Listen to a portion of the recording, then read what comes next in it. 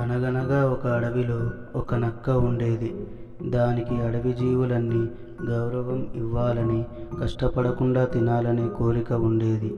ఆ కోరిక ఎలా తీరుతుందోనని రకరకాలుగా ఆలోచించింది.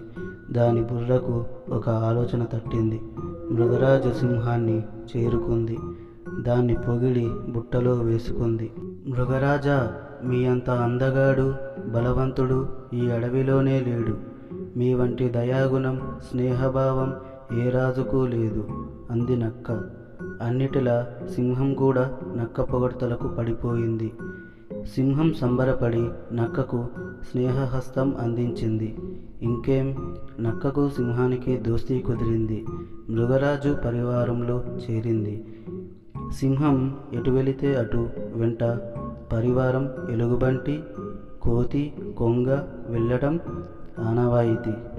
ఇప్పుడు నక్క కూడా వాటితో చేరింది. నక్కకు మృగరాజుతో సమానంగా గౌరవం, కమ్మటి విందు దొరికింది. అయితే మృగరాజు అతిథిగా వెళ్ళినప్పుడు అంటిముట్టినట్టు తిని అభినందించి వెంటనే వెనుదిరిగేది. దాని వెంట ఉండే పరివారం కూడా పస్తులుండేవి. పలు రకాల మాంసాహారం కళ్ళ ముందున్నా తినకుండా వదిలి రావడం నక్కకు నచ్చలేదు.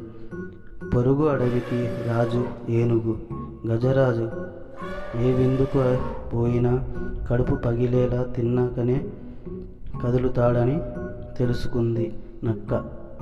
మృగరాజు సింహాన్ని వదిలి పొరుగు అడవికి చేరింది నక్క.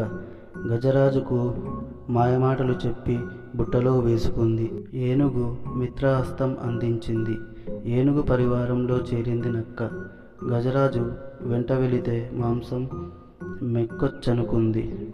పొరుగు అడవి నుంచి వచ్చిన నక్క ఆలోచన కనిపెట్టిన ఇతర జంతువులు నక్కకు పెద్దగా గౌరవం ఇవ్వలేదు. కానీ రాజుగారి వెంట ఉన్నందుకు అయిష్టంగానే పలకరించేవి.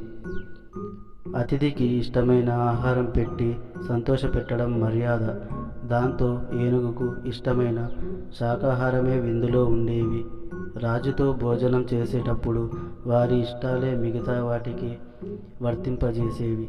ఇష్టమైన మాంసం మెక్కకుండా గజరాజుతో కలిసి పండ్లు, కాయలు, గడ్డి, గాదంతో భోజనం చేయాల్సి వచ్చింది. గజరాజు తినే తిండితో నక్క నాలుక చెప్పబడింది. ఈ రాజులతో పెట్టుకుంటే ఇష్టమైన తిండి కడుపు నిండా తినలేమని గ్రహించింది. తన పథకం పారనందుకు సిగ్గుపడింది.